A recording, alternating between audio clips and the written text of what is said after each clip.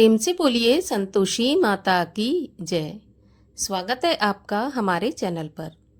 आज के इस वीडियो में हम आपको सुनाएंगे संतोषी माता व्रत की कथा।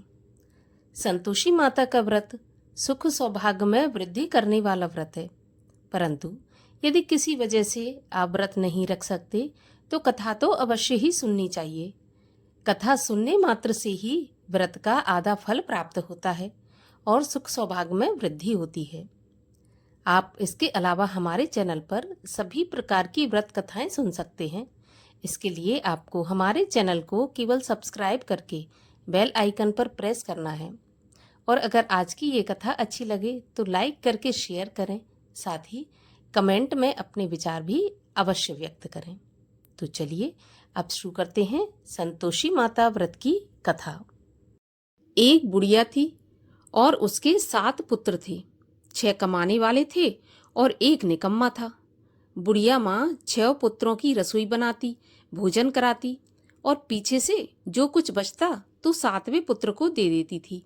परंतु वह बड़ा भोला भाला था, मन में कुछ भी विचार नहीं करता था। एक दिन वह अपनी बहू से बोला, देखो मेरी माता का मुझ पर कितना प्यार है।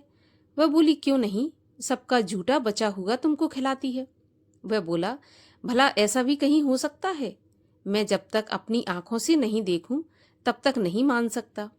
तो बहू हंसकर बोली, देख लोगे तब तो मानोगे। फिर कुछ दिन बाद एक बड़ा त्योहार आया। घर में 7 प्रकार के भोजन और चूरमा के लड्डू बने। वह जांचने को सिर दर्द का बहाना बनाकर पतला सा कपड़ा सिर पर ओढ़कर रसोई घर में सो गया और कपड़े में से सब देखता रहा। 6 भाई भोजन करने आए।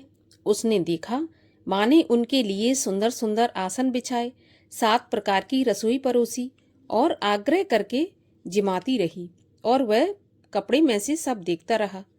6 भाई भोजन करके उठे, तब माता ने उनकी जूठी थालियों में से लड्डुओं के टुकड़ों को उठाया और एक लड्डू बनाया। जूठन साफ कर बुढ़िया माँ ने पुकारा, उठो बेटा, 6 भाई भोजन कर गए, अब तू ही बाकी है, उठ, कब खाएगा? तो वह कहने लगा, माँ मुझे भोजन नहीं करना, मैं परदेश जा रहा हूँ। तो माँ बोली, कल जाता हो तो आज ही चला जा। वह बोला, हाँ माँ, मैं आज ही जा रहा हूँ। यह कहकर घर से निकल गया। चलते समय बहू की याद आई। वह गौशाला में उपले थाप रही थी। वहीं जाकर उससे बोला, हम जावें परदेश को, आवेंगे कुछ काल, तुम रहियो संतोष से, धर्म आपनो पाल। वह बोली, जाओ पिया आनंद से, हमरो सोच हटाए, राम भरोसे हम रहें, ईश्वर तुम्हें सहाय। देव निशानी आपनी, देख धरू में धीर, सुध हमरी न बिसारियो, रखियो मन गंभीर। वह बोला, मेरे पास कुछ नहीं है, यह अंगूठी है सो ले लो, और अपनी कुछ निशानी मुझे दो। वह बोली, मेरे पास क्या है, यह गोबर भरा हाथ है। यह कहकर उसकी पीठ पर गोबर के हाथ की थाप मार दी। अब बुढ़िया का बेटा चल दिया। चलते चलते दूर देश में पहुंचा। वहां पर एक साहूकार की दुकान थी। वहां जाकर कहने लगा, भैया मुझे नौकरी पर रख लो। साहूकार को जरूरत थी तो वह बोला, ठीक है रह जा। लड़के ने पूछा, तनख्वाह क्या दोगे? तो साहूकार बोला, काम देखकर दाम मिलेंगे। तो उसे साहूकार की नौकरी मिल गई। वह सवेरे 7 बजे से रात तक नौकरी बजाने लगा। कुछ दिनों में दुकान का सारा लेन देन, हिसाब किताब, ग्राहकों को माल बेचना, सारा काम करने लगा। साहूकार के 7-8 नौकर थे, वे सब चक्कर खाने लगे कि यह तो बहुत होशियार बन गया है। सेठ ने भी काम देखा और 3 महीने में उसे आधे मुनाफे का साझीदार बना लिया। 12 वर्ष में वह नामी सेठ बन गया और मालिक सारा कारोबार उस पर छोड़कर बाहर चला गया। अब बहू पर क्या बीती सो सुनो। सास ससुर उसे दुख देने लगे। सारी गृहस्थी का काम करा के उसे लकड़ी लेने जंगल में भेजते। इस बीच घर की रोटियों के आटे से जो भूसी निकलती उसकी रोटी बनाकर रख दी जाती, और फूटे नारियल के खोपरे में पानी। इस तरह दिन बीतते रहे। एक दिन वह लकड़ी लेने जा रही थी कि रास्ते में बहुत सी स्त्रियां संतोषी माता का व्रत करती दिखाई दी। वह वहां पर खड़ी होकर कथा सुनकर बोली, बहनों, ये तुम किस देवता का व्रत करती हो और इसके करने से क्या फल मिलता है? इस व्रत के करने की क्या विधि है? यदि तुम अपने इस व्रत का विधान मुझे समझाकर कहोगी तो मैं तुम्हारा बहुत एहसान मानूंगी। तब उनमें से एक स्त्री बोली, सुनो, ये संतोषी माता का व्रत है। इसके करने से निर्धनता, दरिद्रता का नाश होता है और लक्ष्मी आती है। मन की चिंताएं दूर होती हैं। घर में सुख होने से मन को प्रसन्नता और शांति मिलती है। निपुत्री को पुत्र मिलता है। प्रियतम बाहर गया हो तो जल्दी आ जाता है। कुंवारी कन्याओं को मनपसंद वर मिलता है। राजद्वारी में बहुत दिनों से मुकदमा चलता हो तो खत्म हो जाता है। सब तरह की सुख शांति हो, घर में धन जमा हो, पैसा जायदाद का लाभ हो, रोग दूर हो जाए और जो भी मनोकामना हो सब इस संतोषी माता के व्रत से पूरी हो जाती हैं। इसमें कोई भी संदेह नहीं है। वह पूछने लगी, यह व्रत कैसे किया जाता है, यह भी बताओ तो बड़ी कृपा होगी। तब वह स्त्री कहने लगी, 1.25 रुपये का गुड़ और चना लेना, इच्छा हो तो 5.25 रुपये का ले लेना या 11.25 रुपये का ले लेना। अपनी सहूलियत के अनुसार जितना भी हो सके सवाया लेना। 5.25 रुपये से 11.25 अपनी शक्ति और भक्ति के अनुसार लेना। हर शुक्रवार को निराहार रहकर कथा कहना और सुनना। इसके बीच क्रम टूटे नहीं। लगातार नियम पालन करना। सुनने वाला कोई न मिले तो घी का दीपक जलाकर उसके आगे जल के पात्र को रखकर कथा कहना, परंतु नियम न टूटे। जब तक कार्य सिद्ध न हो नियम पालन करना और कार्य सिद्ध हो जाने पर ही व्रत का उद्यापन करना। 3 महीने में माता पूरा फल प्रदान करती है। यदि किसी के खोटे ग्रह हैं तो भी माता 1 वर्ष में अवश्य कार्य सिद्ध करती हैं। कार्य सिद्ध होने पर ही उद्यापन करना चाहिए, बीच में नहीं करना चाहिए। उद्यापन में 2.5 सेर आटे का खाजा तथा इसी नाप से खीर तथा चने का साग करना। 8 लड़कों को भोजन कराना। जहां तक मिले देवर जेठ भाई बंधु कुटुंब के लड़के लेना। ना मिले तो रिश्तेदारों और पड़ोसियों के लड़के बुलाना, उन्हें भोजन कराना। यथाशक्ति दक्षिणा देकर माता का नियम पूरा करना। उस दिन घर में कोई खटाई न खाए, इस बात का ध्यान रखना। यह सुनकर बुढ़िया के लड़के की बहू चल दी।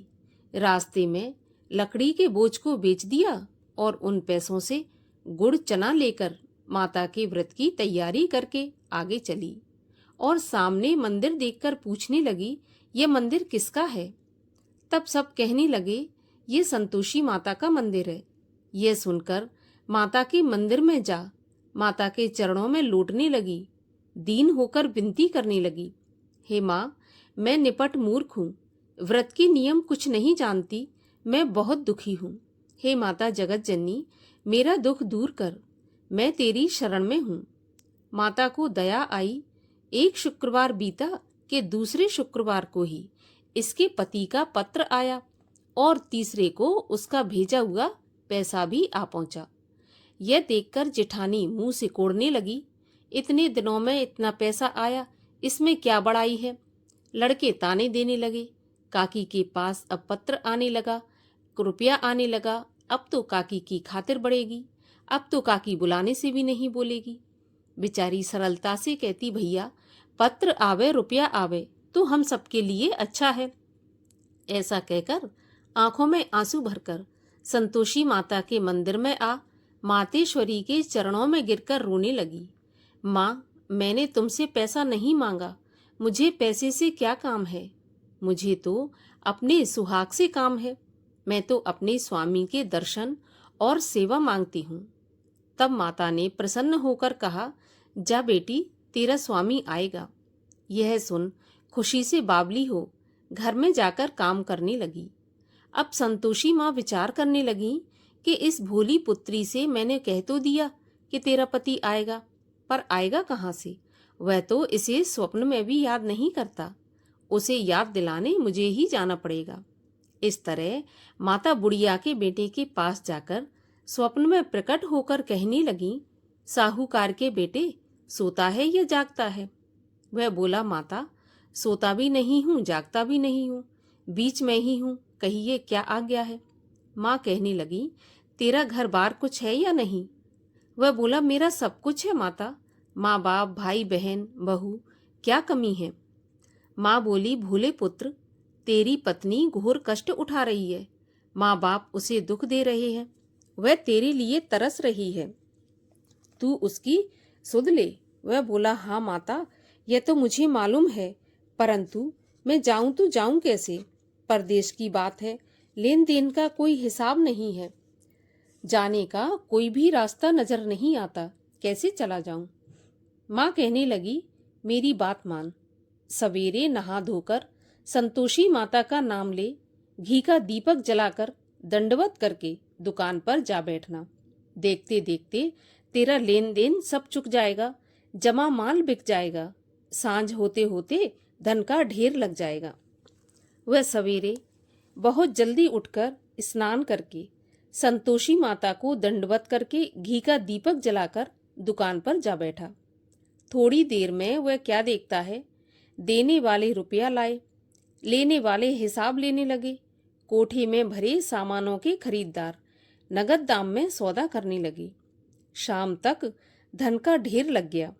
माता का चमत्कार देखकर उसका मन प्रसन्न हो गया और माता का मन में नाम ले घर ले जाने के वास्ते गहना कपड़ा खरीदने लगा और वहां के काम से निपटकर घर को रवाना हुआ। वहां बहू बेचारी जंगल में लकड़ी लेने जाती, लौटते वक्त माँ के मंदिर पर विश्राम करती। वह तो उसका रोज रुकने का स्थान था। दूर से धूल उड़ती देख वह माता से पूछती है, हे माता, ये धूल कैसी उड़ रही है? तब माँ कहती है, पुत्री, तेरा पति आ रहा है, अब तू ऐसा कर, लकड़ियों के 3 बोझ बना ले, एक नदी के किनारे रख, दूसरा मेरे मंदिर पर और तीसरा अपने सिर पर रख ले। तेरे पति को लकड़ी का गट्ठा देखकर मोह पैदा होगा, वह वहां रुकेगा, नाश्ता पानी बना खाकर माँ से मिलने जाएगा। तब तू लकड़ियों का बोझ उठाकर घर जाना और बीच चौक में गट्ठा डालकर 3 आवाजें जोर से लगाना, लो सासू जी, लकड़ियों का गट्ठा लो, भूसे की रोटी दो, नारियल के खोपरे में पानी दो, आज कौन मेहमान आया है? माँ की बात सुनकर बहू बहुत अच्छा माताजी कहकर प्रसन्न हो लकड़ियों के 3 गट्ठे ले आई, एक नदी के तट पर, एक माता के मंदिर पर रखा।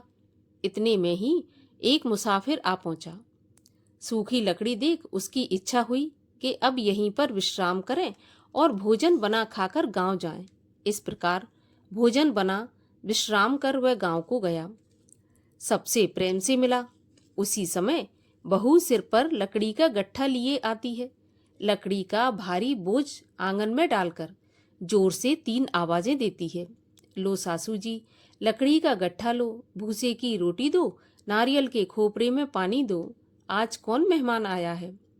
यह सुनकर सास बाहर आकर अपने दिए हुए कष्टों को भुलाते हुए कहती है, बहू, ऐसा क्यों कहती हो? तेरा पति ही तो आया है, आ बैठ, मीठा भात खा, भोजन कर, कपड़े गहने पहन।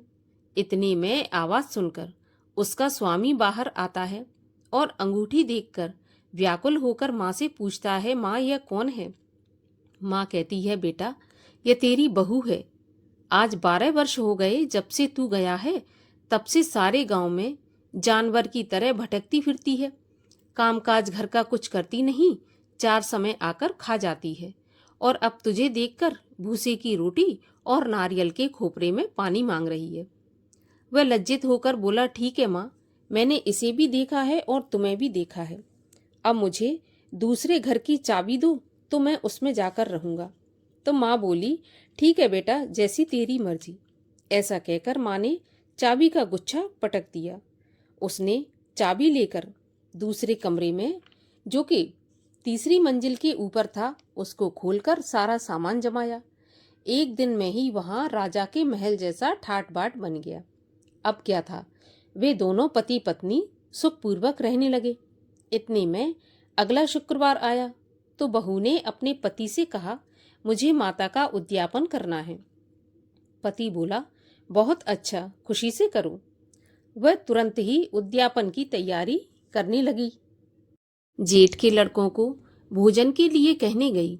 उसने मंजूर किया, परंतु पीछे जिठानी अपने बच्चों को सिखाती है, देखो भोजन के समय सब लोग खटाई मांगना, जिससे उसका उद्यापन पूरा न हो। लड़के जीमने आए। खीर तो पेट भर कर खाई, परंतु याद आते ही कहने लगे, हमें कुछ खटाई खाने को दो, खीर खाना हमें नहीं भाता, देखकर अरुचि होती है। बहू कहने लगी, खटाई किसी को नहीं दी जाएगी, यह तो संतोषी माता का प्रसाद है।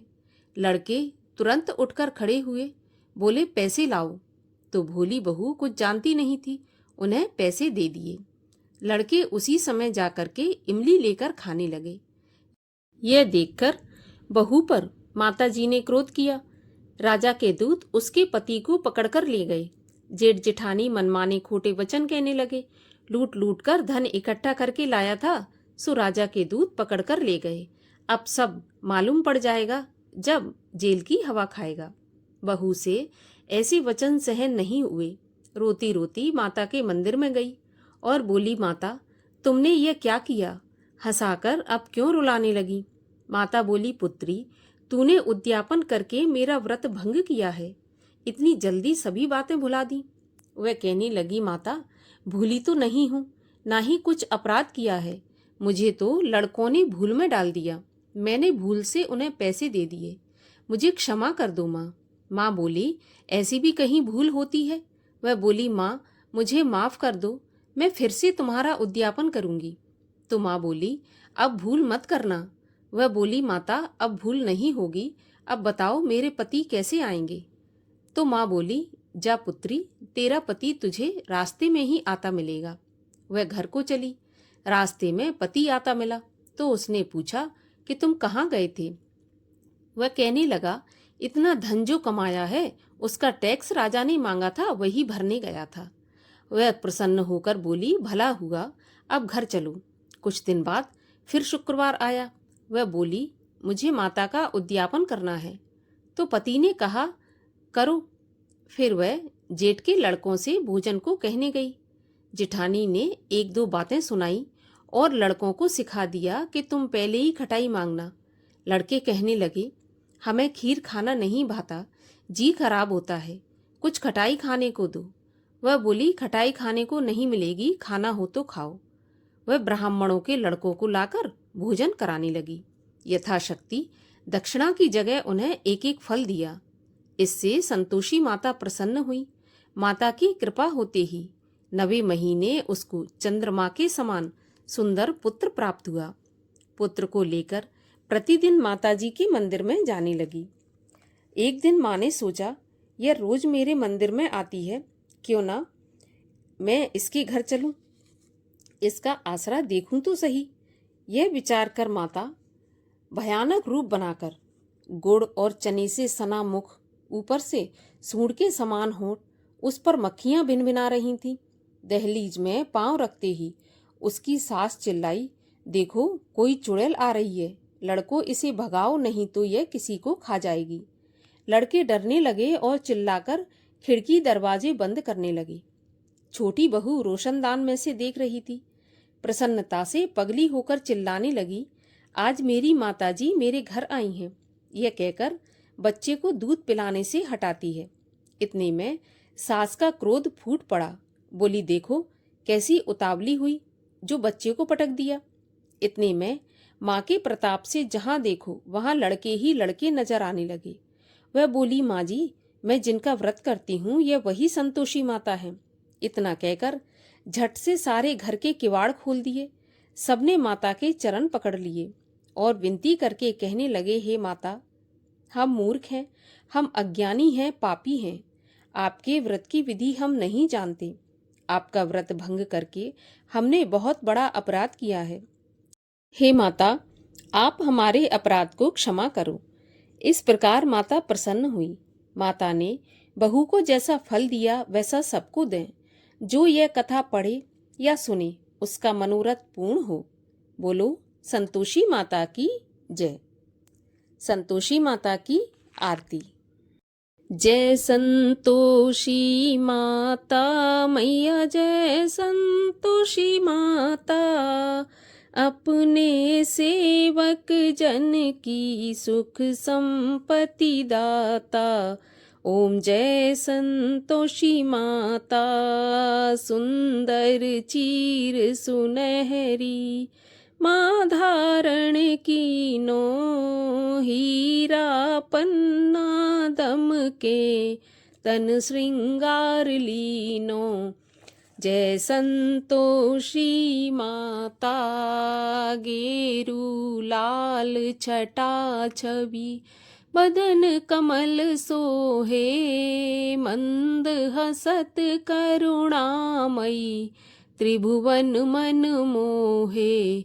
जय संतोषी माता, स्वर्ण सिंहासन बैठी चवर ढुरे प्यारे, धूप दीप मधुमेवा भोग धरे न्यारे। जय संतोषी माता, गुड़ और चना परम प्रिय ताम संतोष कियो, संतोषी कहलाई भक्तन वैभव दियो।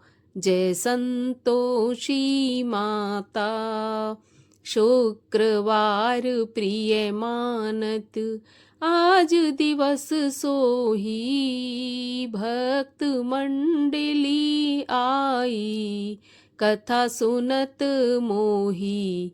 जय संतोषी माता, मंदिर जगमग ज्योति मंगल ध्वनि छाई, विनय करें हम बालक चरणन सिर नाई। जय संतोषी माता, भक्ति भाव में पूजा अंगीकृत कीजय, जो मन बसे हमारे इच्छित फल दीजय।